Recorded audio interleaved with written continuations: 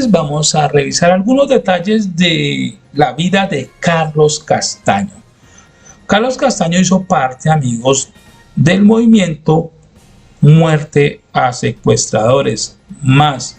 Este movimiento fue creado en 1981 por el Cartel de Medellín. Es decir, los hermanos Castaño hicieron parte, repito, de este movimiento creado por el Cartel de Medellín.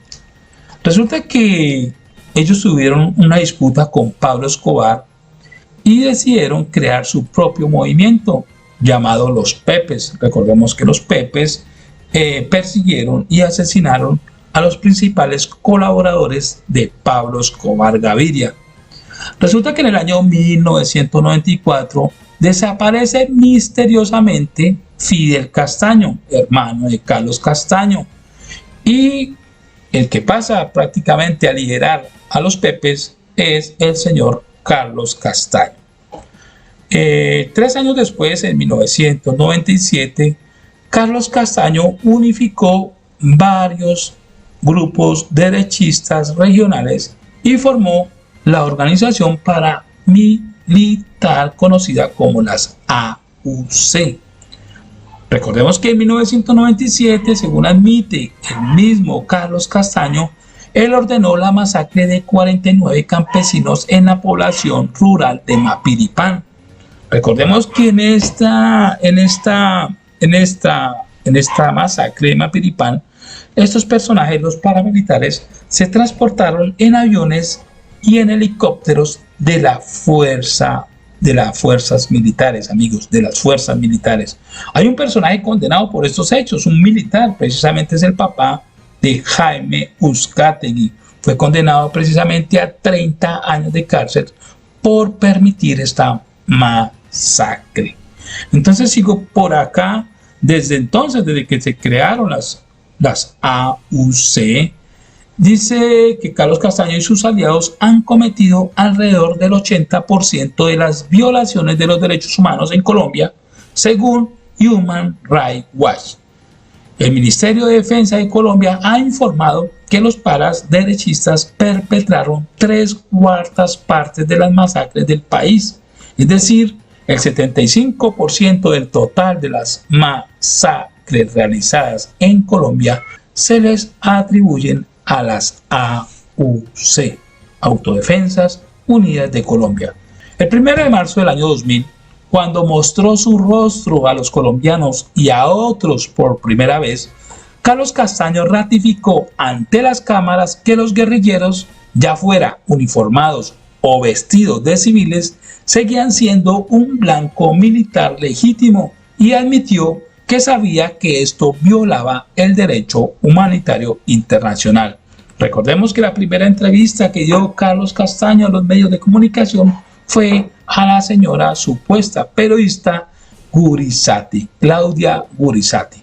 Resulta que por estos años, amigos, 1999, año 2000, año 2001, el señor Carlos Castaño ya venía siendo señalado por organizaciones internacionales de ser un cruel enemigo de la prensa y obviamente un violador de derechos humanos, que esto pues prácticamente realmente no le importaba a él. Pero sí ser un enemigo de la prensa, yo creo que le dio más importancia a eso. ¿Por qué? Porque creó una campaña, hizo una campaña al señor Carlos Castaño para intentar lavarse la cara. Para este propósito contó con 3 periodistas: Ernesto Yamure, el personaje que está difundiendo este video, Claudia Gurizati y Salud Hernández. ¿Qué hacían estos periodistas para favorecer a Carlos Castaño? Pues seguir la línea editorial que Carlos Castaño les sugería. Es decir, si había que cambiar alguna entrevista o si había que agregarle algo, esto lo decidía el jefe de las AUC, Carlos Castaño. Y lo más lamentable es que estos periodistas se prestaban para esto. Claudia Gurizati entrevista a Carlos Castaño el 9 de agosto del año 2000. En esta entrevista, Carlos Castaño se presentó como víctima del conflicto armado y justificó sus delitos con el argumento de que él tenía derecho a hacer justicia por mano propia. Lo curioso de esta entrevista, amigos, es que Claudia Gurizati jamás le contrapreguntó absolutamente nada. Esto parecía más bien un diálogo entre dos amigos. Es decir, la periodista debería de contrapreguntarle por qué actuó así, por qué hizo esto, por qué lo hizo lo otro, pero no, jamás lo contrapreguntó. Simplemente permitió que el señor Carlos Castaño dijera todo lo que quisiera decir. Obviamente él ya tenía su discurso organizado y la intención de Carlos Castaño en esa entrevista era lavarse la cara. Y la periodista Claudia Gurizati se lo permitió. Esta entrevista, esta exposición mediática, amigos, fue tan exitosa que se dice que si el señor Carlos Castaño se hubiera presentado para la campaña presidencial para el año 2002, tal vez hubiera sido presidente, amigos. Para nadie es un secreto, amigos, que RCN y Caracol nos han vendido a personajes como Carlos Castaño como colombianos de bien. Vamos a revisar esta columna publicada en el portal del Espectador. Ojo con las fechas, el día 14 de septiembre del año 2011. Titula Correo de Salud Hernández. Vuelve a sonar el nombre de Carlos Castaño y su relación con algunas personalidades.